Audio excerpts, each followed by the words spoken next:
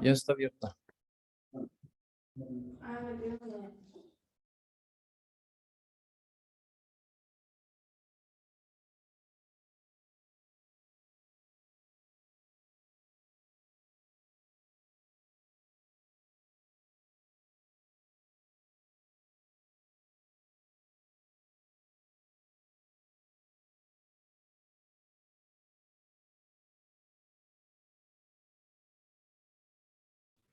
Bárbaro. Voy a dejar los micrófonos al maestro José Guadalupe Porras Macías, quien va a ser nuestro moderador en la conferencia del día de hoy, a la vez que agradezco de antemano al maestro Roberto Montano. Muchas gracias. No tenemos sonido, ¿eh? Sí, aquí se está viendo. Sí, pues sí. Pero pues no. Buenas tardes.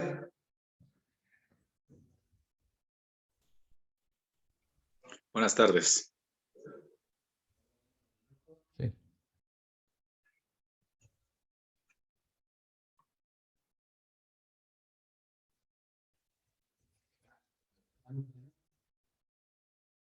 Buenas tardes, agradeciendo la invitación de parte del cuerpo directivo del Instituto Educativo Dolores del Río. Vamos a iniciar con la presentación del currículum profesional de nuestro conferencista el día de hoy.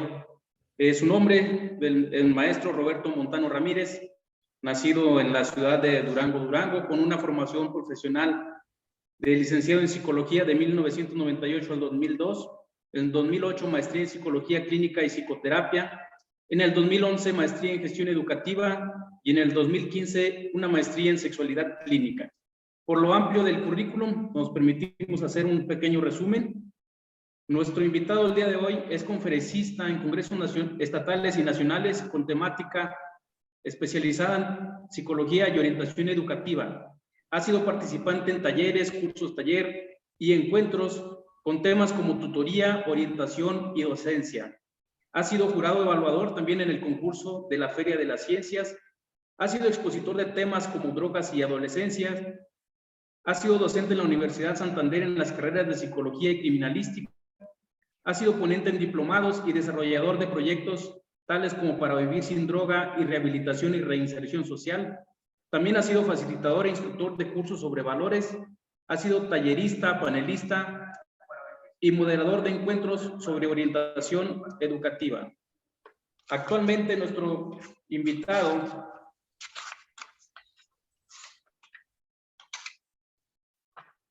es el jefe del Departamento de Orientación Educativa en el CECITED y algunas de sus participaciones en el pasado reciente ha sido ponente con el tema La ansiedad y depresión, los males del siglo XXI en el Colegio Guadiana La Salle, en el Congreso de Educación 2019. Ha sido ponente con el tema Las nuevas adicciones en el Consejo Estatal para la Prevención y Asistencia de las Adicciones de la Secretaría de Salud y los Servicios de Salud Mental de Durango.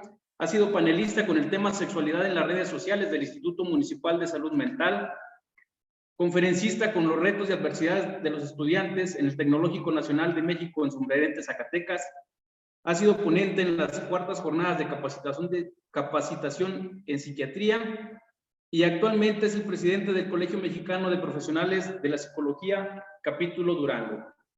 Bienvenido, maestro Roberto Montano Ramírez, que nos va a disertar la conferencia Pandemia y Jóvenes entre crisis y dilemas sociales y educativos. Al contrario, maestro, un gusto estar con ustedes. Saludar a los amigos siempre es muy grato. Me encanta ir a Santiago Papasquiaro. Y bueno, por esta ocasión, solo por esta, lo vamos a hacer de manera virtual. Ya las próximas no los perdono, ya los visito. Me encantan los recintos que tienen por allá y por supuesto su gente, ¿no? El Instituto Educativo Dolores del Río siempre como está muy preocupado en cuestiones de mucha vanguardia y pues en esta ocasión no es la excepción y felicitar a través de ustedes dos a pues, toda su gente, ¿no? Sé que detrás de ustedes hay muchos colaboradores, muchos maestros, muchas personas que están apoyando y por supuesto pues invitar a los jóvenes y a todas aquellas personas interesadas en formarse en educación de alto nivel, pues por supuesto que dirigirse con ustedes, ¿no? Entonces, pues bueno, el día de hoy les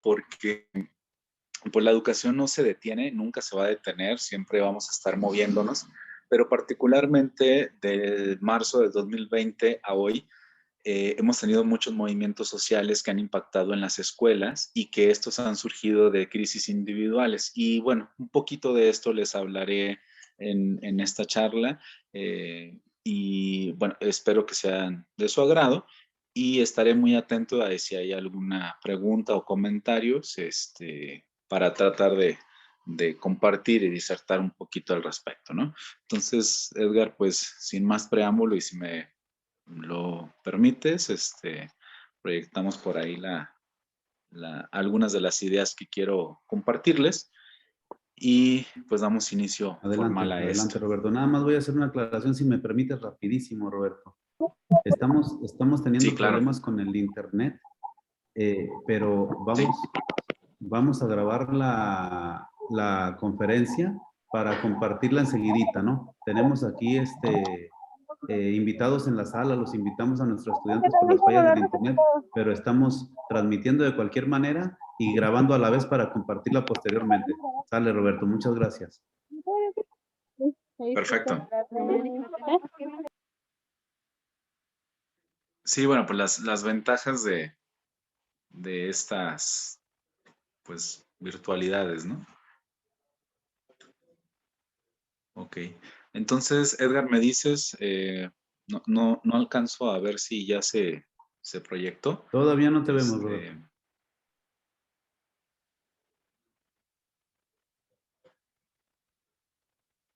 Ok. Bueno, si tienes a la mano la presentación y la puedes pasar, pues a lo mejor sería más fácil.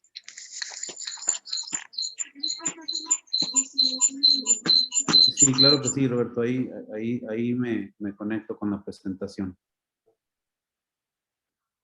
Gracias, Edgar. Y bueno, mientras se da esto, fíjense que gran parte de lo que ustedes van a ver ahí son algunas ideas que he ido recopilando a partir de este tema, pero definitivamente hay mucho tema de donde cortar.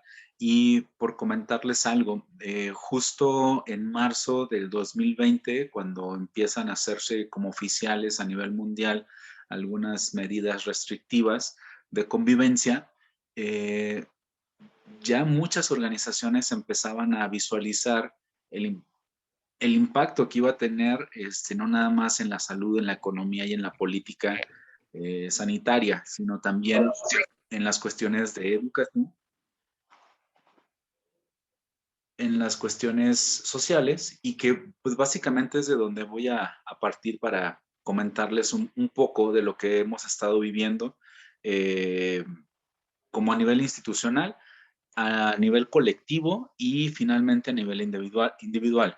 Y la idea es que, como sé que su instituto es muy aplicado, al final de la charla, quiero dejarles alguna serie de propuestas de donde podrían ustedes partir para hacer intervenciones, para hacer publicaciones y, por supuesto, y lo más valioso, hacer investigaciones que puedan ir refrendando a su instituto como lo viene haciendo de tiempo atrás, ¿no? Entonces, ahora que vamos a hablar de esto, hay un tema que a mí me parece como muy importante que ustedes empiezan a reflexionar, y es que curiosamente los eventos colectivos son creados por una serie de personas que tienen la interpretación de esos eventos y a partir de esta interpretación se vuelven realidades colectivas que no necesariamente están apegados a datos objetivos, sino que con mucha frecuencia. Gracias, Edwin. Con mucha frecuencia, estos datos están más encaminados.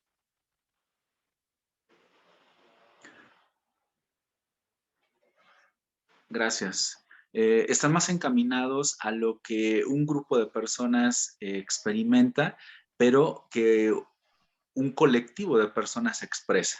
Entonces, pues bueno, miren, voy a empezar como disgregando un poquito el título porque es bastante ambicioso, Vamos a hablar de jóvenes en tiempos de pandemia, que no necesariamente todos viven las mismas crisis, pero sí todos viven ciertos dilemas. Y estos dilemas van a recaer en los que vamos a hablar de hoy, en dos tipos, ¿no? Vamos a hablar de algunos dilemas sociales, estructurales sobre todo, y vamos a hablar un poquito de los dilemas educativos a los que nos enfrentamos como comunidad educativa.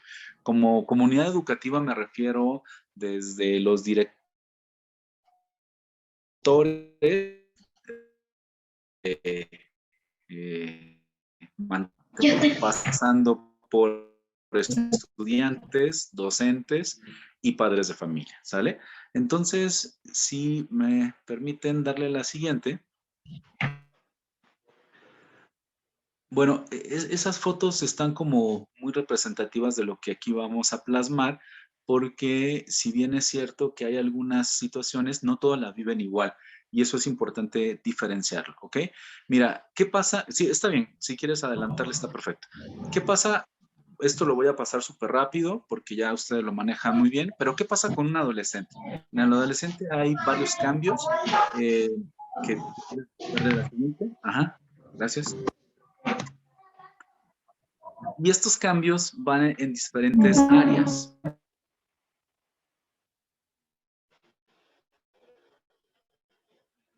Si la siguiente, por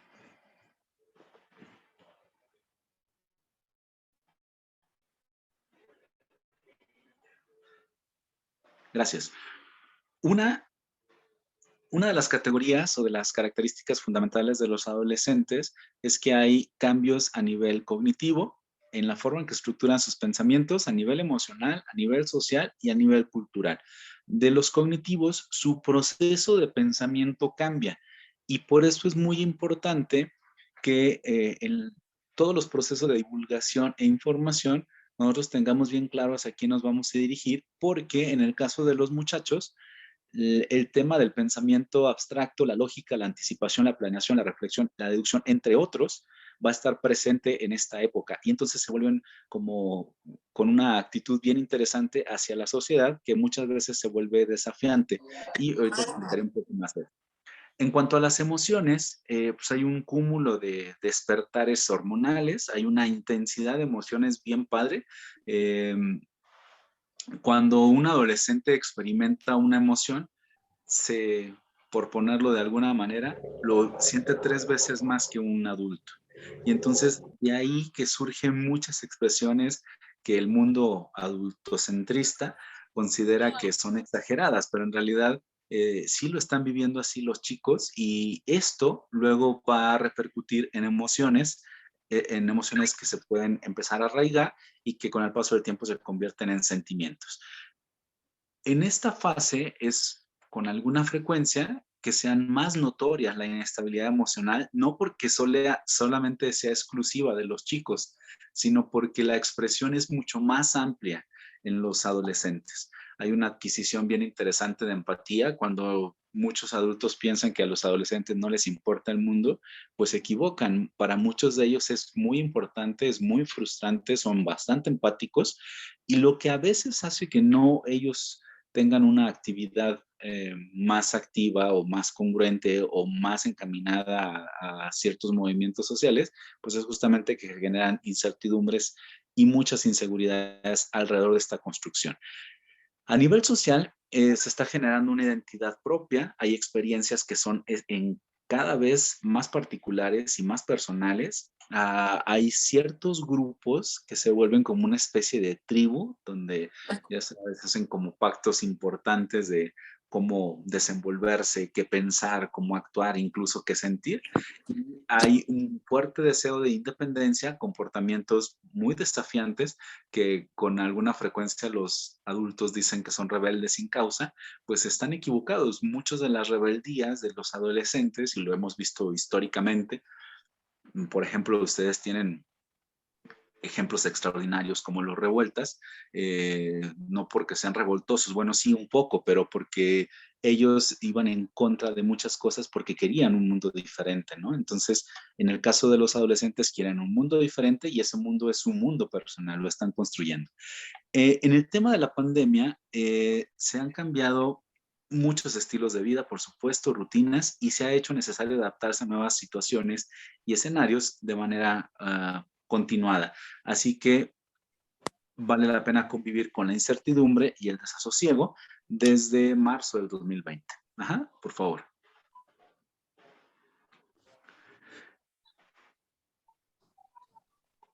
Ok, algunas consideraciones para que nosotros vayamos viendo cómo se mueve el tema del contexto social y cómo es que la percepción de un fenómeno se vive bien diferente por países, por entidades, por incluso estados o municipios, y dependiendo de esta percepción, curiosamente han sido también las estrategias favorables exitosas o no exitosas. Por favor, la siguiente. Mira, habitualmente todos aquellos preparativos que se hacen en las pandemias, en los conatos de salud que son globales, contemplan algunos movimientos en salud física, como son, en el caso de las pandemias, los requerimientos y los esfuerzos para conseguir vacunas, para conseguir medicamentos, para estar muy informados de la epidemiología, es decir, cómo se está moviendo la enfermedad en cuanto a cantidades, en cuanto a riesgos, factores de riesgos y otros. Y también en cuanto a la carga económica. Sin embargo, si ustedes se fijan en la historia de la pandemia por COVID, es bien interesante que los políticos, el estrato político, se preocupó mucho por las vacunas, se preocupó mucho por los medicamentos, por hacer investigación y, por supuesto, por las cuestiones económicas. Los aspectos que con mucha frecuencia salen bailando son los psicosociales y los malestares emocionales. Fíjate, este argumento lo hacen como público muchas instituciones que se dedican a la salud, y es bien interesante porque a pesar de ello se dejan de lado las cuestiones psicosociales y emocionales. Y por eso, pues felicito al instituto porque haya tomado esta vertiente, ¿no? Dale, por favor. En esta visión social de lo que se ha concebido como para explicar y comprender al individuo en su sociedad y en sus realidades, hay algo que se pone sobre la mesa. El hecho de que en las emociones se hacen comprensibles las motivaciones y acciones que subyacen a los procesos sociales y culturales particulares.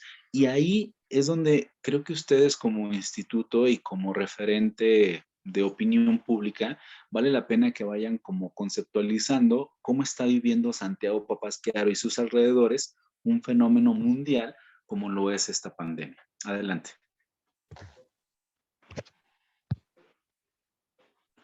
Gracias.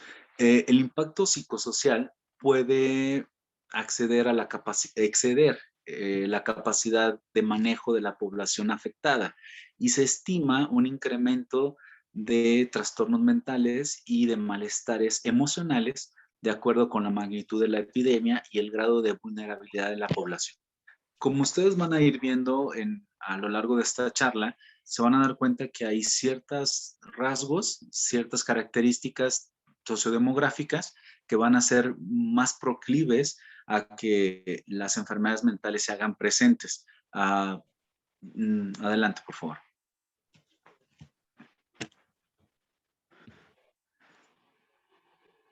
En la situación pandémica, el confinamiento, la educación a distancia han tenido consecuencias importantes a nivel individual que luego repercuten a nivel colectivo.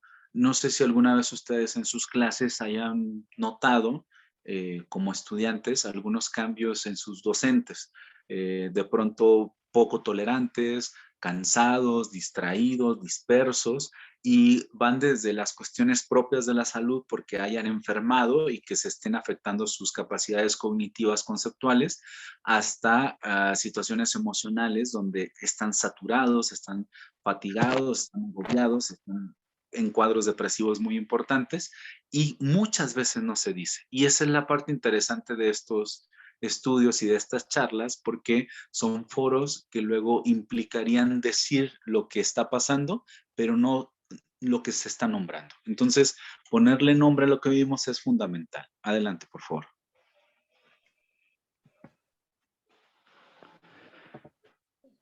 Ante situaciones como las que estamos viviendo, las emociones y las necesidades recorren un camino que se vuelve fundamental ser atendido, y de no ser así, entonces la funcionalidad de las personas, la funcionalidad social se va a ver disminuido, y se satisfaga o no para algunos tipos de resoluciones, van a formar parte de una identidad social. No sé si ustedes pudieran recordar cuando empieza como de manera más formal el aislamiento, había mucha desinformación, ¿no? Y entonces de pronto no usabas cubrebocas porque pues no tenía nada que ver con la enfermedad, sino era por otras vías. Hubo compras de pánico, en algunas ciudades ya no había abasto para papel higiénico, se acabaron los embutidos, se acabaron muchas comidas que estaban enlatadas, entre otras, ¿no? Entonces, esto va construyendo nuestra propia identidad social de cómo reaccionamos ante el miedo y la incertidumbre. Y desde ahí vale la pena mucho seguir los estudios que se han hecho respecto a la respuesta del mexicano ante el miedo colectivo. Y bueno, volviendo al asunto de esta identidad social, estas identidades sociales están tratando de cubrir una necesidad cognitiva, emocional, comunicativa, de la cual parte un proceso de relación intersubjetiva entre las psicologías de las masas. Es decir, a partir de lo que una serie de personas piensa y siente y actúa, se empiezan a conectar con emociones y reacciones similares con otros sujetos, y que al estar juntos se vuelve como una especie de identidad social. Y entonces vemos que hay comunidades que se protegieron muy bien ante el virus, y se protegieron cultivándose, yéndose hacia la ciencia y a la comprensión del fenómeno. Pero hubo otros que se fueron por un lado más ideológico, o algunos religiosos, algunos incluso empíricos, y a partir de ahí se fue construyendo como esa realidad social. Ajá, por favor, la siguiente.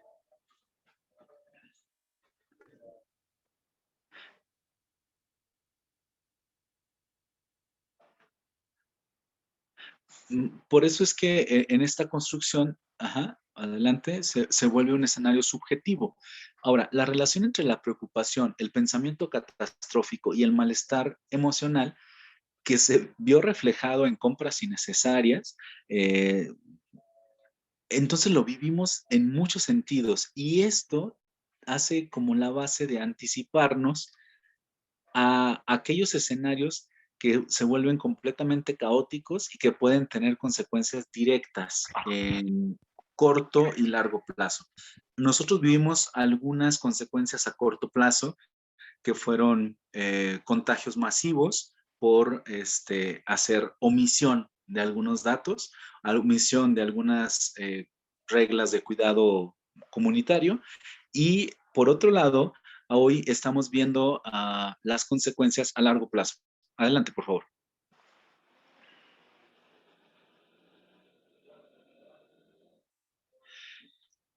Dentro de muchas de las cuestiones que se estudiaron con este fenómeno pandémico, están las creencias de sanación religiosas y las creencias de sanación empíricas. Y estos aspectos daban respuesta a algunos escenarios caóticos que se veía de la pandemia, y que, por otro lado, también generaban paradójicamente más caos. Sin embargo, pues también se estudió que las competencias socioemocionales, sobre todo las de regulación emocional, las que presentaban relación con una forma más organizada de comprender las situaciones, las que hacían los recursos de las personas salieran avantes, y que pudieran enfrentar situaciones adversas, integrar valores de conocimientos y habilidades sociales, y emociones, por supuesto. Entonces, estas se movilizaban para lograr mayores niveles de adaptación personal, familiar, social, académico, vocacional y profesional. Y muestra de ello, chicos y chicas que me escuchan, hubo muchas familias y muchas personas que la pandemia les vino como anillo al dedo, porque pudieron sacar avante muchas cuestiones familiares que estaban dejando de lado. Algunos terminaron algunos proyectos académicos, otros encontraron su vocación, otros se vieron más desarrollados profesionalmente. Y bueno, también existe el lado contrario, de personas que les fue terriblemente mal en la pandemia. Y esto, muchachos, está directamente asociado a sus habilidades sociales de adaptación a las circunstancias de crisis, ¿va? Las crisis en México, hablando del contexto y la cultura ideológica de México, se vive como un estado caótico de sufrimiento. En cambio, en otras culturas, como la oriental, la crisis significa cambio, y cambio no necesariamente implica un dolor, sino un reto. Y entonces, si tú lo ves desde esa perspectiva, el asunto de tener que sufrir contra la idea de tener que retarte a ser mejor, son dos caminos totalmente diferentes. Adelante, por favor. La relación entre la preocupación, el pensamiento catastrófico, bueno, esto ya lo comentaba ahorita, ¿no? Que tiene que ver con muchos escenarios que se estaban anticipando de manera caótica, y esto tiene que ver con la estructura que le fuimos dando a nuestro propio miedo. Este miedo que fue inicialmente individual, que después permeó a las autoridades y que se fue impregnando como por un miedo colectivo. Ante esta situación, pues bueno, se dan como muchas relaciones de intercambio no necesariamente favorable, y que van haciendo que las personas se vayan viendo mermadas. Adelante, por favor. Ajá. Creo que te estás regresando. Ándale, exacto. Otra, por favor. Otra.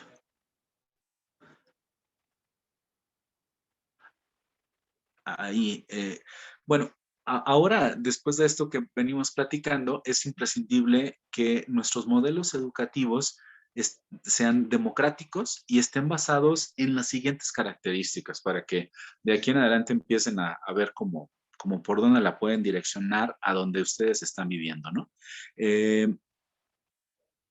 Interesante sería que este movimiento que dio la pandemia nos pudiera evocar a un modelo educativo democrático basado en el afecto. Fíjate qué curioso, porque el afecto es muy poderoso, pero también con mucha frecuencia es omitido o disminuido, ¿no? No tan como una prioridad. Entonces, en estos modelos y estos estudios, el resultado es que pudiéramos buscar que sea el modelo educativo democrático, que se base en el afecto, en la comunicación, en el respeto a unas normas sin límites, o el fomento de la autonomía y la responsabilidad de cada uno. Ese es un tema interesante, porque el fomentar desde la educación la autonomía y la responsabilidad implicaría dejar de ser un pueblo paternalista y dejar de culpar a las entidades de autoridad o a las entidades federativas de nuestro propio malestar. Y ahí es un tema donde pudiera romperse muchos esquemas individuales, familiares, grupales y sociales, por supuesto. Adelante.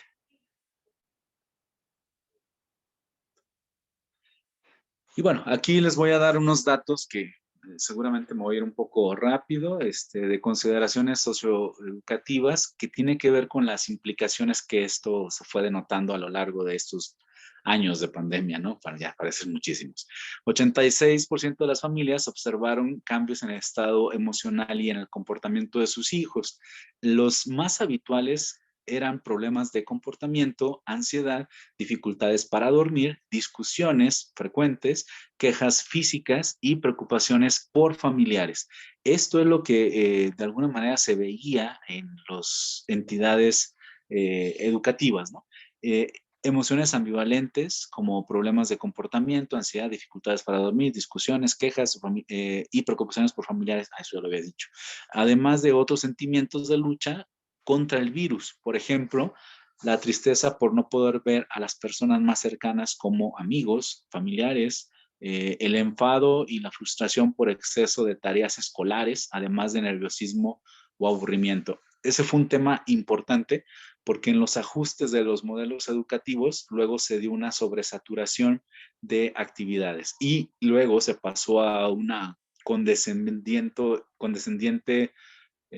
un planteamiento muy condescendiente donde básicamente no se dejaban tareas. Entonces, en estos ajustes se han ido de extremos a extremos, ¿no? Siguiente, por favor.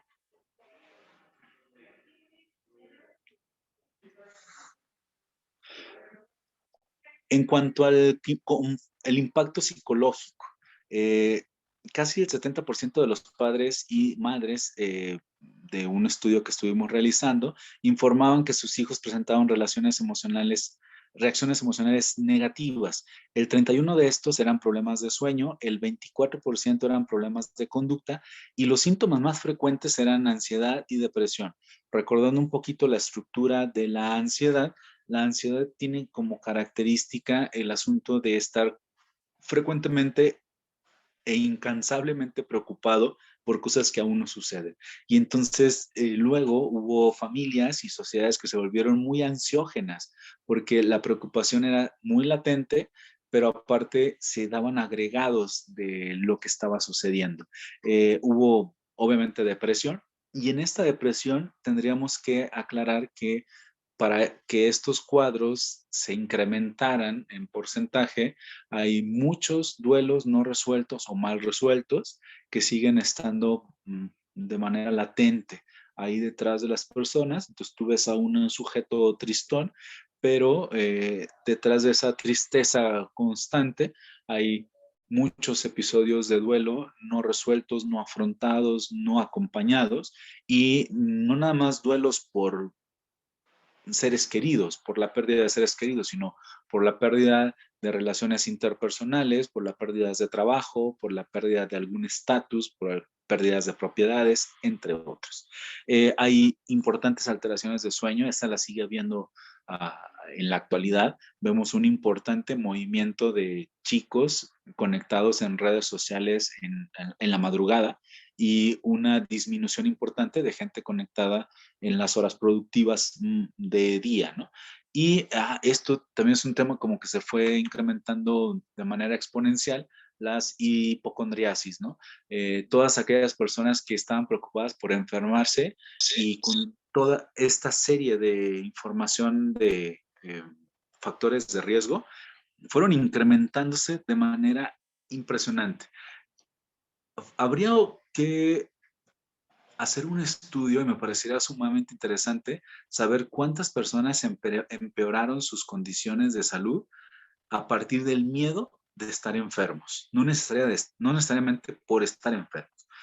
Ajá, bueno, eso ya quedará para otro momento, pero sería una reflexión bastante interesante. Siguiente, por favor.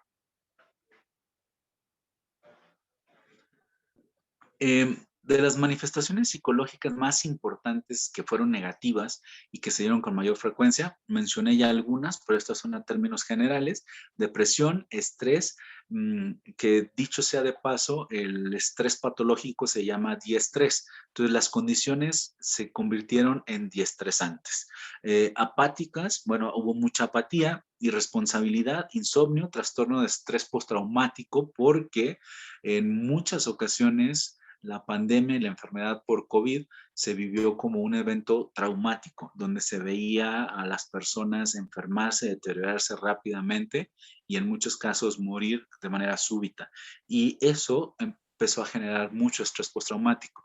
La característica del estrés postraumático es que los sujetos parece que no viven una situación de choque, pero pasan 3 meses, 6 meses, 9 meses, y entonces empiezan a tener alteraciones psicológicas muy importantes. Y le buscan como hacen muchos estudios físicos. Recordemos que estamos en un sistema de salud que privilegia lo físico y entonces no le encuentran nada y dicen, no, pues no sabemos qué tiene, no tiene nada, está saludable, pues tiene un estrés postraumático. Muchas condiciones de ira. Si ustedes, bueno, no sé cómo lo hayan vivido en Santiago, pero en capitales, en Durango, la gente estaba como muy de mal humor, constantemente estaba enojada y de la ira pasaban con mucha frecuencia a la queja constante, ¿no? Y un agotamiento emocional. La diferencia entre estar agotados y estar cansados es que en el cansancio tú te hidratas, tú descansas, tú duermes y entonces vuelves a tener energía. En el caso del agotamiento emocional, tú no descansas. Tú vas, te hidratas, duermes, no sé, haces lo necesario para relajarte y aún así no tienes energía después, ¿no? Sigues muy cansado. Eso se llama agotamiento y esa parte hay que cuidarla mucho. Algunas de las variables que fueron prediciendo las reacciones negativas, fíjate, curiosamente, es presentar una edad comprendida entre los 16 y los 24 años. Eso quiere decir que a niveles de reacción y de enfermedad o de reacciones negativas psicológicas, los adolescentes fueron como muy golpeados, ¿no? Bajos niveles de educación, mientras menos niveles de educación había, era más difícil comprender este fenómeno social que se estaba viviendo. Ser de sexo femenino también tuvo consecuencias importantes, sobre todo en países todavía con una ideología patriarcal como la nuestra. Tener un solo hijo en comparación de no tener o tener dos o más hijos fue un factor de riesgo predisponente para que les fuera peor.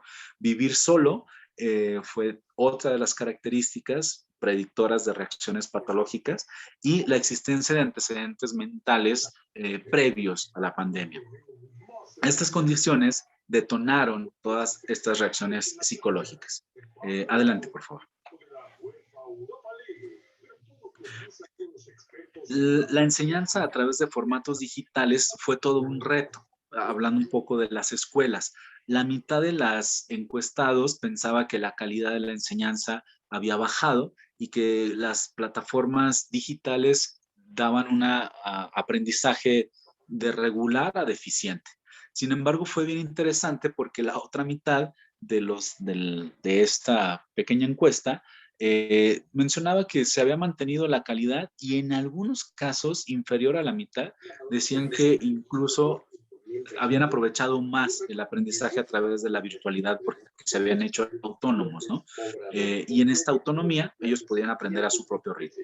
El resultado obviamente ha sido muy diferente en cuanto a las funciones del tipo de centro que se veía y lo que sí se observó es que los centros que estaban más ligados a ser privados o concertados eran considerados con mayor puntaje hacia su calidad educativa. Ajá. Por favor, la siguiente.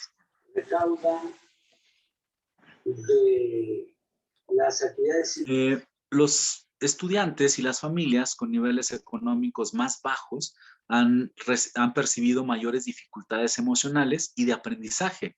Y entonces esto, chicos, maestros que están escuchando, es muy interesante que lo consideremos porque a menor capacidades económicas y educativas, mayores posibilidades de que tengan afectaciones emocionales y psicosociales nuestros estudiantes.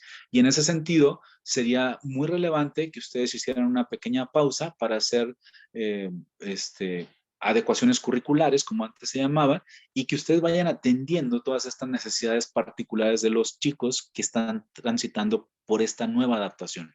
El 70% de los encuestados ha estado en un ambiente tranquilo. Perdón, el 70% de estudiantes que estuvieron en un ambiente tranquilo no han tenido ni miedo ni la sensación de sentirse tristes y han podido resolver y dormir el tema de la pandemia sin problema. Sin embargo, casi el 70% indica que ha manejado bien la educación a distancia, cosa que no sucede con aquellos que no están en un ambiente tranquilo. Y de ahí es la gran pregunta para nosotros como educadores, ¿no? ¿Cuál es la población y qué tipo de ambiente le dieron a nuestros estudiantes para que ahora retornen al aula educativa de manera híbrida, de manera escalonada o de manera presencial? y qué recursos se fueron rezagando, porque este es uno de los grandes retos que tenemos en la educación, poder ahora sí que por lo menos atenuar o amortiguar un poco las grandes diferencias que se dieron a nivel educativo por las diferencias sociales de clases y geográficas. Siguiente, por favor.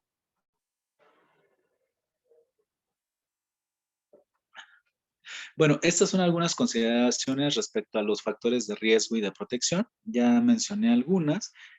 Factor de riesgo, un clima familiar agradable.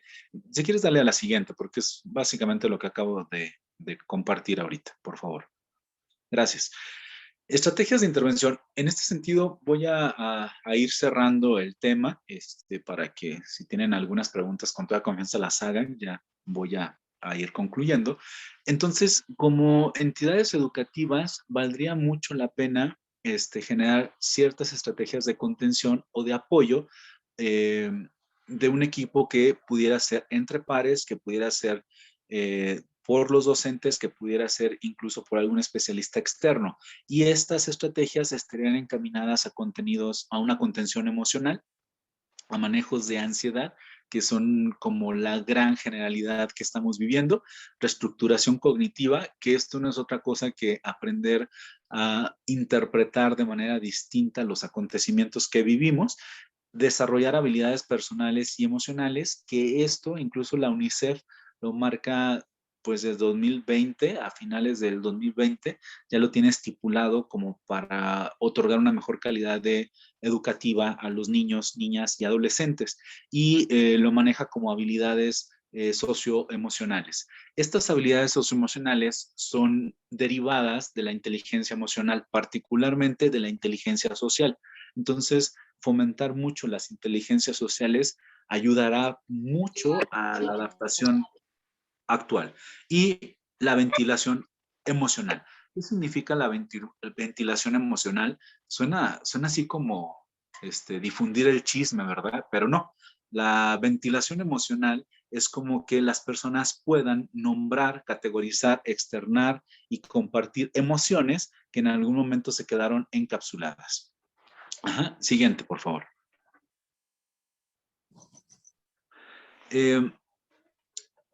Es importante sensibilizar a la necesidad de respetar y cumplir medidas de seguridad que nos protejan de los contagios y favorezcan que los contextos educativos se vuelvan espacios seguros. En España y algunas otras entidades europeas, a estos espacios seguros les llaman educación burbuja, donde tienen muy contemplado los estándares de salud, los factores de riesgo lo disminuyen al mínimo y entonces saben que hay pequeños grupos y estos pequeños grupos les llaman burbujas. Es lo que se intentó hacer en México con cierta cantidad de grupos y que por eso se pretende que vayan un día unos y otro día otros, y es seguir cumpliendo con estas normas de salud y sobre todo ahora se tiene mucho más información que en el 2020, ¿no? Buscar el bienestar psicológico de toda la comunidad educativa. Este punto, compañeros, creo que es uno de los más relevantes que va a tener que tomar mucho poder en nuestras incorporaciones educativas, porque con mucha frecuencia la comunidad educativa se centra en el estudiante. Ahora, con este asunto de buscar el bienestar psicológico para toda la comunidad, tendríamos que estar visualizando la salud mental o el cansancio emocional de los directivos, de los docentes, de los padres de familia y de los alumnos. Entonces, el reto en ese escalón es mayúsculo. Ajá. Siguiente, por favor. Evitar el estrés laboral. Ojo, en este punto, el estrés laboral no implica que trabajemos menos, sino que como instituciones nos dediquemos a fomentar que el trabajo sea gratificante, que sea saludable y que sea aspiracional. Cuando nosotros dejamos de tener esas características, nuestro trabajo está muy encaminado a que nos convierta en trabajadores quemados, donde ya no hay mucho que hacer, donde vas a checar porque lo tienes que hacer, porque de eso vives, porque si no, pues cómo recibes dinero. Y entonces cuando se pierde esta gratificación del hacer, del servicio, se empieza uno a enfermar, básicamente, ¿no? Crear protocolos de intervención por parte de administraciones educativas, coordinada con algunos centros que tomen en cuenta la gestión y la toma de decisiones, dirigida a la realidad singular de cada contexto, posibilitando así que el entorno laboral se ajuste a las necesidades que se van presentando. Esto es muy importante porque hoy más que nunca la diversidad de las condiciones y los aspectos a tratar es muy importante considerarles. Facilitar el apoyo de los recursos necesarios para las administraciones educativas y que puedan sentirse seguros en el centro y posibilite la correcta atención de los estudiantes. Por favor.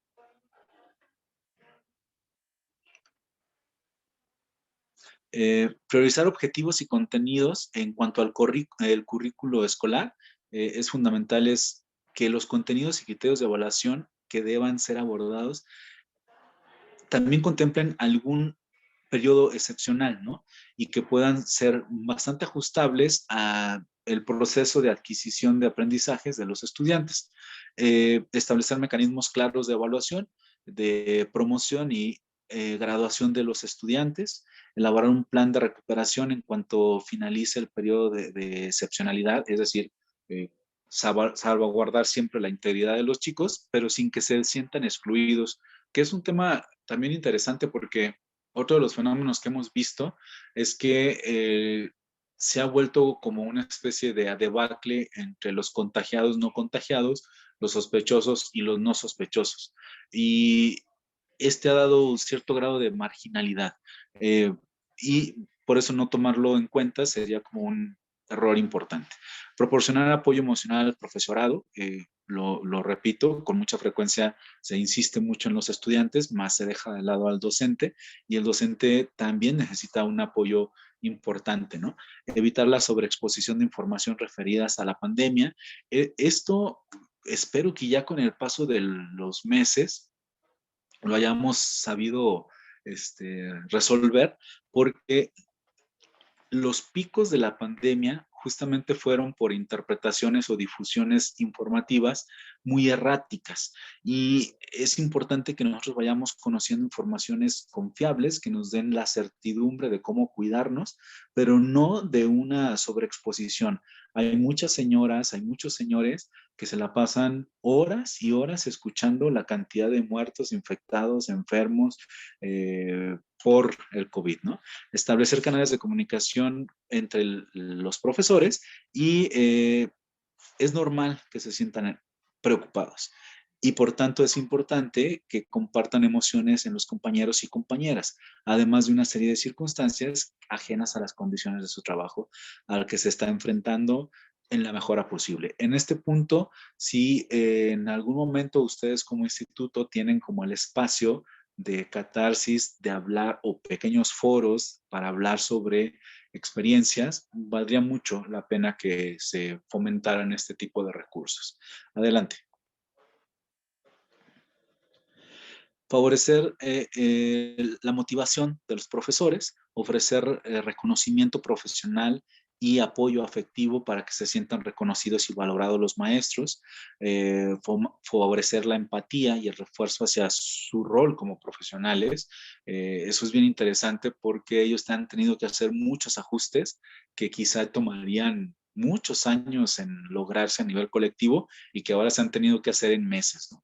Ofrecer o mejorar la formación del profesorado en cuanto a las tecnologías, porque muchos de ellos primero batallaron para tener acceso y después en la utilización de esa información digital, ¿no? Por favor, adelante.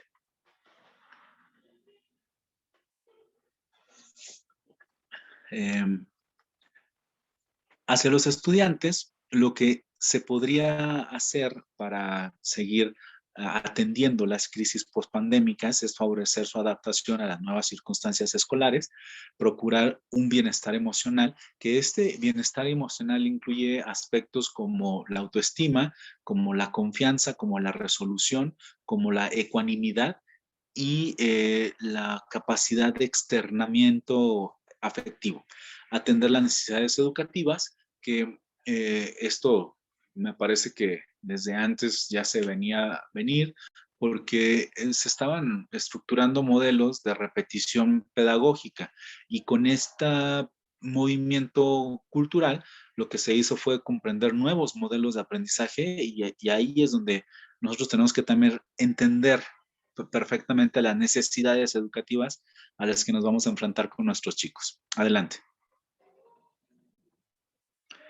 Reducir el tiempo de duración en la medida de lo posible, ofrecer mayor cantidad de información hacia los canales de retroalimentación con los docentes, facilitar el acceso de suministros, incrementar las estrategias de afrontamiento del estrés y generar contactos sociales positivos. Esto es bien interesante porque seguramente ahora que lleguen y convivan más con sus chicos, no van a faltar en los grupos que vean al negativo, al pesimista, al que esté defraudado, decepcionado, que se sienta solo, y ese va a ser como un tema importante en el salón de clases. El personal de salud merece también atención diferenciada y esto por atender al servicio que están enfrentándose. Adelante. Sí.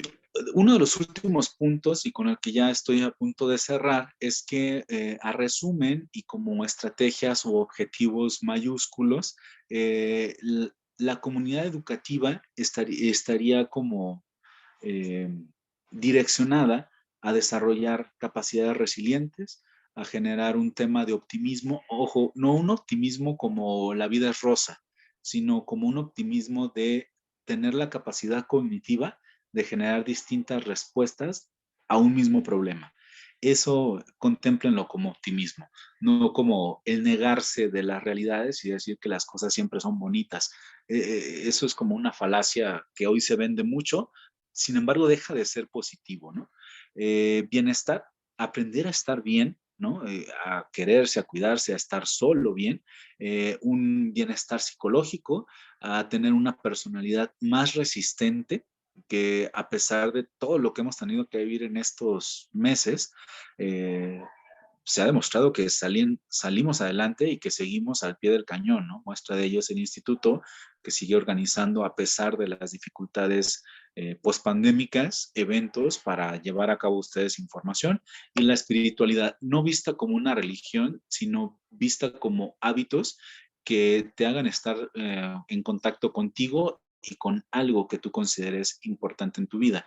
Y entre otros aspectos, el fomentar y desarrollar de manera habitual, no como un escape, no como una alternativa, sino como un hábito importante en la vida de cada sujeto, la cultura, un instrumento, obras literarias, la lectura, etcétera, los deportes, cualquiera que esto sea, pero que te exija, las finanzas, aprender a tener una mejor ideología financiera y estudiar filosofía. Creo que esos serían aspectos de mucha ayuda y valía para las condiciones de crisis que se están viviendo hoy por hoy.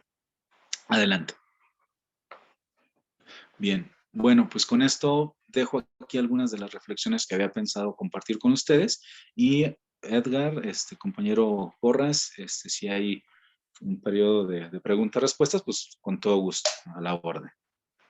Bien, muchas gracias, maestro. Le agradecemos al maestro Roberto Montano la disertación de esta conferencia con el tema Pandemia y Jóvenes entre Crisis y Dilemas Sociales y Educativos, quien nos ha dado pues un retrato de la realidad social, explicando algunas causas y consecuencias de nuestro comportamiento durante este periodo de pandemia y el próximo o muy probable regreso a clases presenciales. Invitamos a nuestros espectadores a realizar las preguntas que consideren convenientes, ya sea por medio de las redes sociales, de la transmisión del Facebook, de los grupos de WhatsApp, o asimismo aquí en la transmisión del Zoom, pueden pedir la palabra y hacer la pregunta correspondiente. Tenemos una pregunta, maestro. Sí. La primera pregunta que nos llega es, ¿cómo lidiar con la condescendencia? Usted nos hablaba de que primeramente se daba una saturación de actividades académicas y posteriormente una condescendencia. ¿Cómo lidiar con eso? Sí, ese fue un fenómeno, maestro, bien interesante porque primero como que se quisieron abarcar todos los contenidos que se habían dejado de ver en poco tiempo. Y luego después llegan autoridades educativas viendo el estrés de los estudiantes y los maestros y dijeron, no, bájenle, o sea, no reprueben a nadie, si no les entrega tarea no hay bronca, con que se esfuerce poquito está bien. Y entonces se cayó en un tema de comodidad muy fuerte. El asunto y que creo yo que es importante es que cuando los docentes logran que sus muchachos vean el aprendizaje como un reto y no como un requisito, entonces muchas cosas empiezan a cambiar. Y el ser condescendiente ya no es una opción, porque incluso los mismos chicos en esta inteligencia colectiva empiezan a exigirle al maestro. Y me tocó grupos donde los propios grupos eran los que le exigían al maestro que no dejara cosas tan light, ¿no? Si los maestros, perdón, si los grupos de estudiantes tienen esta resistencia a convertir el aprendizaje en un reto, creo que lo primero que tenemos que hacer como docentes es identificar sus niveles de motivación, sus necesidades de aprendizaje, sus necesidades contextuales, y a partir de esos 3 elementos, revalorar y redistribuir la carga docente. Si nosotros no contemplamos cuál es el nivel de motivación que tienen los chicos, básicamente estamos dando patadas de ahogado, porque nosotros queremos exigirles cuando ni siquiera a ellos les interesa estar en la escuela. Si nosotros no contemplamos sus necesidades educativas, que por ejemplo tuvieron rezagos en la lectura, que tuvieron rezagos en la comprensión lectora, que tuvieron rezagos en la escritura, y nosotros nos encargamos de darles como ensayos que no van a poder resolver, entonces se vuelve como algo bastante contradictorio y fácil de abandonar, porque eso fue lo que dio la virtualidad. En la virtualidad te bloqueo, te desecho, me falló el internet, maestro, discúlpame, se me fue, ya no pude mandarte nada, y entonces es fácil desconectarse. Pero con los chicos que logramos estas 3 condiciones, ellos mismos se vuelven autoexigentes.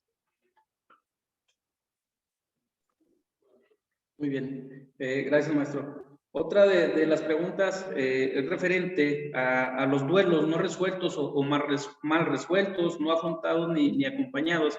Hemos sido testigos a veces en primera fila de este tipo de duelos, que no precisamente sea un deceso, ¿verdad? Sino el romper con una amistad, un noviazgo, lo que sea. Como joven, la pregunta viene, como joven, ¿cómo afrontar los duelos en esta etapa de pandemia?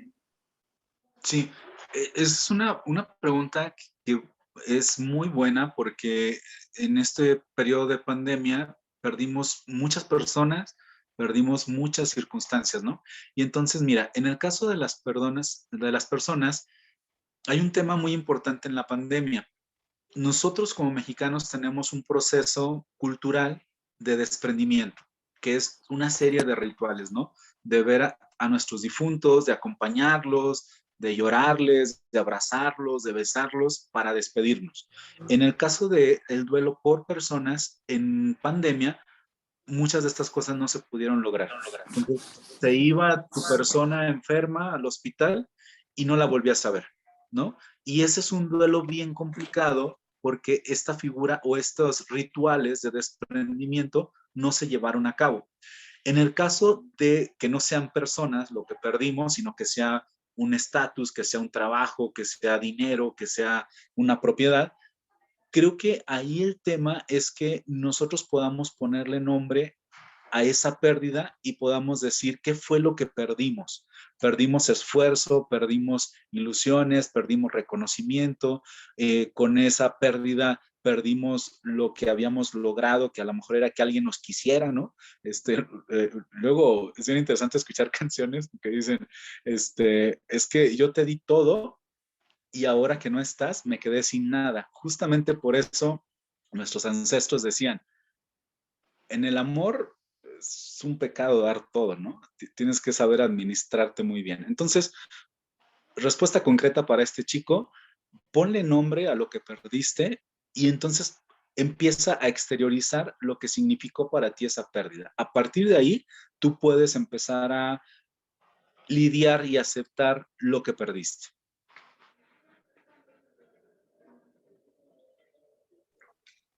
Bien, gracias, maestro. Estamos en espera de más preguntas. Si alguien en la sala de aquí del Zoom desea generar alguna pregunta, con confianza. También otra de las situaciones que nos manejan, maestro, Sí. en cuanto a la cultura, ya lo mencionaba ahorita, tenemos un apego muy estrecho con lo que es la familia, pero nos hablaba usted dentro de su disertación de un fenómeno de crisis, cómo afrontamos la crisis de manera distinta a personas de otras culturas.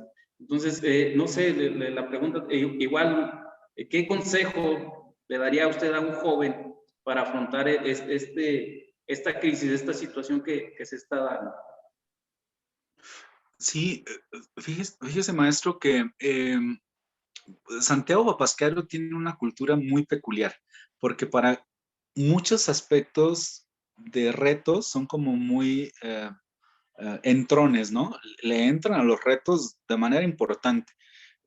Sin embargo, las personas o muchas personas que yo conozco de Santiago, les cuesta mucho trabajo emociones que son interiorizantes, que los vulneran, que los hacen sentir débiles, opacos, frágiles, y creo que en ese sentido es donde se acumulan grandes tensiones en la familia, porque hay temas de los que no se hablan. No se habla de la muerte, no se habla del fracaso, no se habla de la tristeza, no se habla de la decepción, y esos temas, aunque no se hablen, siguen consumiendo a la familia y siguen consumiendo la energía de la familia, ¿no? Como estas comunicaciones. Y entonces, creo que un avance importante para nuestras familias es que empiecen a haber menos temas tabúes, donde se empiecen a hablar, oye, yo veo ahora mucha gente en consulta que dice, es que yo no me puedo quebrar porque mi papá, porque mi hermano está enfermo. Entonces, ¿de qué forma le voy a ayudar, no? Si yo me quiebro.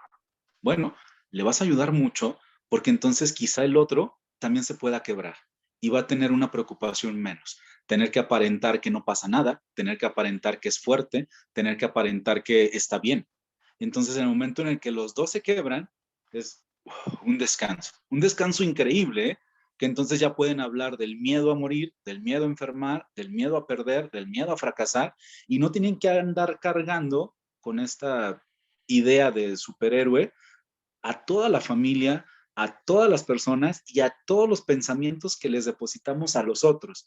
No te imaginas la cantidad de personas que me dicen, es que yo sufro porque, ¿qué tal si piensan esto de mí? Híjole, qué pesado pensamiento. Porque para empezar, no podemos saber lo que piensa el otro. Si hablando se quedan pensamientos ocultos, ahora imagínate sin hablar, se quedan muchos más ocultos, ¿no? Entonces, creo que en la dinámica familiar, obviamente no conozco toda la cultura de Santiago, ni toda la interacción familiar, pero las pocas que yo conozco, creo que sería un gran avance que empezaran a dejar menos temas encubiertos y que pudieran hablar con mayor facilidad de ciertos temas y que al final de cuentas, si no lo saben, pregunten, si no están de acuerdo, no pasa nada. No va a pasar nada, ya lo verán. Gracias, maestro. Una pregunta, dice, durante la pandemia las clases fueron virtuales y hubo mucha resistencia para adaptarse a esta virtualidad, pero ahora que existe la oportunidad de reintegrarse a las clases presenciales, los jóvenes se resisten a regresar. ¿Qué puede ser la comodidad de estar en casa o el miedo a socializar de nuevo? Pues es como los novios, ¿no? Cuando tú andas tras alguien y no te pela, híjole, lo deseas mucho. Pero cuando ya te peló, pues ya es mi novia, o sea, ya la conquisté, ¿no? Perdón, es un mal ejemplo, pero miren, en la educación sucede algo similar. Cuando empieza la restricción presencial, la resistencia consistía en dejar de ver el núcleo con el que ellos estaban acostumbrados a socializar. Después de 9 meses de aislamientos sociales, las repercusiones de la interacción social y psicológicas se hacen presente en cualquier persona. Entonces, los primeros meses, encantados, pero después del 7º mes hacia adelante, sin contacto social se empiezan a perder habilidades intelectuales, se empiezan a perder habilidades de cognición, de pensamiento, emocionales y sociales, que ahorita uno de los principales retos que nosotros como docentes tenemos son las sociales, porque los chicos hoy por hoy, aunque no lo crean, se vieron afectados en su manera de convivir y hoy tienen miedos de enfermarse, que fueron introyectados por todos estos años de aislamiento, todos estos meses, perdón, de aislamiento, donde no se hablaba de muchas cosas que nos podemos enfermar. Y si vivieron una enfermedad y si sus papás o sus familiares tuvieron una enfermedad, los miedos se acrecentaron. Y entonces, estas resistencias a regresar, por un lado, sí es la comodidad de lo virtual, porque te puedes desconectar y no te pueden regañar y te puedes zafar fácilmente. Pero por otro lado, son dificultades de interacción, son dificultades emocionales y es una incapacidad de convivencia actual. Entonces, hay muchos que, por ejemplo, los chicos que pasaron de secundaria a preparatoria en el periodo pandémico. Básicamente las personas de su escuela no conocen a los chicos de nuevo ingreso y ya están en tercero y básicamente no los conocen. Entonces es como volver a iniciar con muchos aspectos que no se pudieron ver. Entonces son factores importantes. Por eso es que una de las recomendaciones es que ustedes valoren las necesidades socioemocionales y valoren las necesidades contextuales y educativas. Esas tres características a ustedes les van a dar un panorama de cuáles son las resistencias de los muchachos. Y partiendo de estas resistencias, ustedes la pueden trabajar muy puntualmente.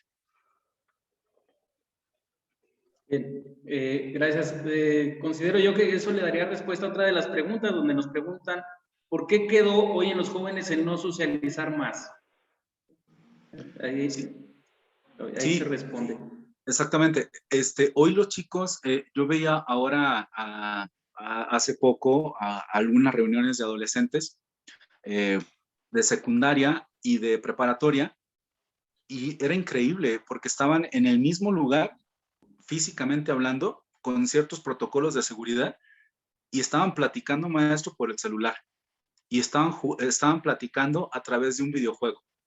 Y entonces el contacto cara a cara se ha vuelto todo un reto, porque entonces ahora ellos ya no saben leer las expresiones faciales, el tono de voz, las articulaciones, las frases, los sarcasmos, el cotorreo, etcétera, y ahora lo viven a través de emoticones, de stickers, de videos, de todo este lenguaje digital que se hizo pues muy necesario, pero que también ahora está dificultando este regreso. Y bueno, a los adultos nos va a costar, en teoría, menos trabajo porque tenemos más tiempo conviviendo de esa manera. A los adolescentes les va a costar más trabajo porque tienen más tiempo digitalizados. Bien, gracias. Tenemos otra pregunta. Dice, en la educación preescolar, ¿cómo lidiar, por así decirlo, con la inmovilidad de los padres de familia ante las actividades escolares? Cuando el niño es muy inteligente, le gusta la escuela, pero sus cuidadores no tienen el interés de facilitar el material a los pequeños. ¿Cómo lidiar con esa apatía de parte de los padres de familia? Creo que ahí es con la fiscalía y con el DIF. No. No es cierto. Para los papás es una cuestión de estrés, porque ellos tienen que vivir el trabajo, tienen que vivir las preocupaciones de salud, tienen que vivir las preocupaciones escolares de manera mucho más acentuada que en otros momentos. Y entonces, si mis papás de estos chiquitines que quieren ir a la escuela, resulta que tienen primaria como educación, último grado de educación, y están resistentes a la educación porque no le ven como mucho fruto y piensan que es mejor que se pongan a trabajar a que vayan a estudiar, entonces la resistencia es normal. Y lo que tendríamos que trabajar es la contextualización de los derechos de los niños y del beneficio que la educación le pudiera dejar a los papás de que ellos estudien. Cuando los papás empiezan a ver los beneficios, que pueden ser conductuales, que pueden ser incluso de tiempo, que pueden ser incluso hasta económicos, a veces se empiezan a involucrar más. Pero sí es importante como tener el contexto de las resistencias de los papás. Cuando ustedes tengan el contexto de por qué los papás están resistiendo, entonces lo van a poder resolver más fácil. Cuando ustedes lo vean como una resistencia sin explicación, entonces lo van a vivir como una especie de apatía, pero sin explicación. Una última pregunta, maestro. Dice, durante la conferencia se mencionó el burnout o la quema de los profesores. A mi parecer, eso se presentaba antes de la pandemia, pero la pregunta, ¿cómo sería la forma de combatir dicho fenómeno, tomando en cuenta que es normalizado que en la vida del mexicano la mayor parte de los padres suelen dejar que solo el maestro lidie con los problemas de la educación de los niños? Bueno, es una pregunta muy interesante porque curiosamente el burnout se presenta en trabajadores de condiciones públicas como la educación, como la salud, donde tienen que lidiar con muchas personas, después más o menos de 10 años de servicio. Entonces, ahí es interesante porque muchas personas estaban sobresaturados, estaban agotados, pero no estaban quemados. Y muchas personas empezaron a decir, es que tengo un burnout, ¿no? Sin embargo, eran otras condiciones las que estaban presentando. Y ahora, cierto es que la figura del educador ha ido denigrándose mucho y en cuanto a la autoridad también ha tenido grandes cambios. Y hoy por hoy, con esto de la virtualidad, todavía se pone todavía peor la cosa porque si un docente se equivoca, los chicos con un clic pueden googlear N cantidad de documentos y decir, maestro, usted está en un error, ¿no? Y entonces la figura de los educadores tiene que sufrir una resignificación importante, porque al no resignificarse, entonces va a estar en constante pelea por tener un papel querido, ¿no? Como estar peleando por ser el hijo pródigo cuando está siendo la oveja negra. Y ahí se pone muy, muy bueno el reto, porque los educadores creo que hoy por hoy le están apostando más a una resignificación de la educación positiva que a una educación tradicional. Entonces, bueno, creo que ahí reburujé un poco la pregunta, pero el punto es que los docentes tengan la facultad de discernir si están quemados o si tienen otro tipo de condiciones psicológicas que necesiten ser atendidas. Y respecto a los papás, creo que la claridad de los programas y la claridad de los recursos, tanto tecnológicos como educativos, van a hacer que ellos tengan claro también cuál es su responsabilidad, cuáles son sus alcances y sus límites. Bien. Gracias, maestro. Esperamos que hayan sido resueltas las dudas aquí planteadas. Agradecemos al maestro Roberto Montano por esta agradable plática, más que conferencia, la sentimos así porque pues, nos da una perspectiva de una nueva realidad social que aún y cuando la estamos viviendo en carne propia, pues muchas de las veces nos hacen falta estos conceptos, ubicar cada uno de los aspectos que aquí se trataron. Le damos a continuación la palabra a nuestro director del Instituto Educativo Dolores del Río, al doctor Edgar Ricardo Ortega. Muchas gracias maestro doctor Porras.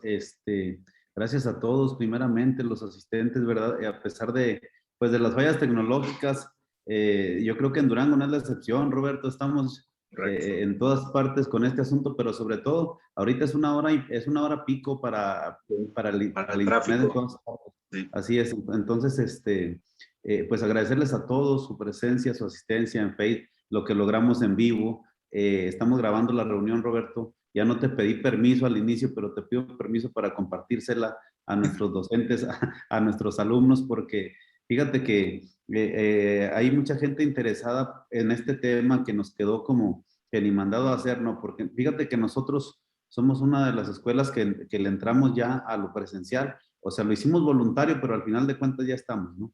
Y aquí tenemos alumnos de los que con la edad, esa edad como crítica de la que tú mencionabas, de los 16 a los 24, como que suceden muchas cosas ahí, y están aquí los chavos. En su mayoría tenemos esa edad, incluso en la maestría tenemos todavía muy chavos y los no tan chavos que todavía están como en una adolescencia tardía, ¿no? por allá hasta los 28, 30, que todavía de repente nos pega, ¿no? Entonces, pues decirles que Roberto tiene una expertise terrible en estos temas, yo creo lo mejor que podemos consultar aquí en Durango. Y pues agradecerte, Roberto, infinitamente, y al mismo tiempo, pues decirte que en próximos meses, bien dijiste, nos debes la visita. Aquí te vamos a recordar y a comprometer porque la gente te quiere ver por acá. Ya te habíamos tenido, es muy saludable, ¿verdad? Tú lo dijiste, estar cara a cara, socializar. Aquí las preguntas se refieren a lo mismo. Y Sí. bueno, al final de cuentas, quiero decirles también que Roberto, ahí como lo ven comodote en su sillón, está en su consultorio. Y ha de haber dejado 2 o 3 pacientes esperando y bueno, eso eternamente te lo agradecemos, Roberto. Y pues a nosotros nos enriquece mucho, ¿verdad? Estas charlas, estas pláticas, porque vienen de alguien pues que todos los días ve esto, ¿no? Que desde hace muchos años en el subsistema donde está coordinando la acción de orientación educativa, pues todos los días ve crisis. Y ahorita me supongo que han de haber aumentado al 100%, ¿no? Las crisis con los chavos, las crisis, vemos los suicidios, vemos la gravedad de las intrusiones familiares, la gravedad de los delitos en menores, o sea, tantas cosas que estamos viendo y esto no hace otra cosa que fortalecernos, ¿no? Irnos con asuntos tan esenciales como la resiliencia, como la espiritualidad, como los estudios, el deporte, las artes, todo lo que mencionaste, entre otras cosas, creo que nos fortalece y nos invita pues a hacer esos ajustes que al final de cuentas las escuelas los tenemos que hacer sin resistirnos tantos, no correr contra los temarios, no correr y no ser inflexibles, no ser o sea, ser empáticos con los chavos, pero ya lo dijeron también con los maestros, ¿no? Y también con los directivos, no la rieguen, porque los directivos nunca se mencionan, ¿no? Y estamos igual, ¿no? De correcto. Como que le tenemos que entrar como todo y lidiar aquí con los chavos, pero es una parte muy agradable, como siempre, escucharte, Roberto, y pues no nos queda más que agradecerte. Si me permiten, voy a compartir pantalla para virtualmente otorgarte un reconocimiento. Yo voy a ir pasado mañana y te lo voy a entregar personalmente, junto Gracias. con un presente que te van a mandar nuestros estudiantes. Ahorita les vamos a pedir la cooperacha, ni les hemos dicho. Entonces, si me permiten, aquí comparto pantalla. Si me das chance, Cruz, por favor. A ver, permítanme un momentito porque ya me bloqueó el anfitrión, fíjate. Ahí estamos. Bueno, entonces, dice el reconocimiento. Instituto Educativo Dolores del Río, Extensión Santiago Papasquiaro, otorga el presente reconocimiento al maestro Roberto Montano Ramírez por su valiosa participación impartiendo la conferencia Pandemia y Jóvenes entre crisis y dilemas sociales y educativos en el marco de nuestro 8º aniversario. Santiago Papasquiaro Durango, noviembre 2021. Firman alcalde, el doctor en Educación Benigno Magdaleno Castro, director general, y un servidor, director de sede. Entonces, Roberto, con esto nuevamente te agradecemos infinitamente. A todos les agradecemos mucho su atención, su espacio y desde luego su participación. Vamos a entregar también el reconocimiento al maestro José Guadalupe Porras por su valiosa participación como moderador en esta conferencia. Aquí mismo lo presento, que también dice Instituto Educativo Lo del Río, Extensión Santiago Papasquiaro, otorga el presente reconocimiento al maestro José Guadalupe Porras Macías por su valiosa participación como moderador en la conferencia Pandemia y Jóvenes entre crisis y dilemas sociales y educativos en el marco de nuestro 8º aniversario. Santiago Papasquiaro Durango, noviembre de 2021, firman alcalde, director general, doctor en Educación Benigno Magdaleno Castro y un servidor, director de sede. Muchas gracias, maestro Porras, como siempre, también por su participación activa y, bueno, pues por fortalecer nuestro proyecto que, repito y reitero, enteramente tiene el fin primeramente académico que otra cosa, ¿no? Y, bueno, eventos como estos nos fortalecen mucho su participación. Roberto, no sé si quieras agregar algo antes de despedir la transmisión. Sí, Edgar y maestro Porras, pues agradecerles enormemente. Edgar, sabes que disfruto mucho compartir contigo estos escenarios. las disertaciones académicas son algo que me gratifica mucho. Y bueno, sabes que de todos los municipios de Durango, Santiago Abasquearo tiene un lugar muy importante en mi corazón. Siempre disfruto mucho la convivencia con ustedes, visitar Santiago es para mí muy, muy lindo y pues agradecerte. Y bueno, como siempre, sabes que en la medida de lo posible estoy para apoyarlos ahí en el instituto, en lo que podamos apoyar con todo gusto. Si hubiera algún tema que hiciéramos como un coloquio o una plática ahí, con toda confianza sabes que cuentas conmigo. Y pues felicitarte por el ahínco, por la pasión que le pones a la educación, al instituto y que se ve reflejado en cada una de las actividades que realizan. Estoy seguro que la mayoría de tu equipo, si no es que todos, están en la misma tónica y eso hace que tu instituto cada vez tenga más éxito. Un abrazo bien fuerte para cada uno de ustedes y se les extraña físicamente. Muchas gracias, Roberto. Te vemos pronto. Pronto te vamos a ver por acá. Por lo pronto aquí te tenemos tu halcón. A lo mejor aquí te lo guardamos para que vengas. Gracias, maestros Porras. Gracias. Igual a los maestros, al equipo docente que están presentes muy interesados. Ya les dijimos que les compartimos tus diapositivas si nos permites y Claro. se puede analizar a fondo ahí en sus clases, ¿no? Entonces, gracias a todos. Con esto despedimos la transmisión y les estamos invitando mañana a las 5 de la tarde igual al foro virtual internacional que tendremos mañana con participación de académicos reconocidos del estado de Durango, del país y también de otros países. Entonces, mañana lo esperamos a las 5. Igual, Roberto, te mandamos el link. Eres un invitado especial para mañana y para la elección que es el próximo viernes. Es que muchas gracias y buenas tardes a todos. Gracias. Gracias. Un abrazo para todos. Luego, un abrazote, Roberto. Gracias.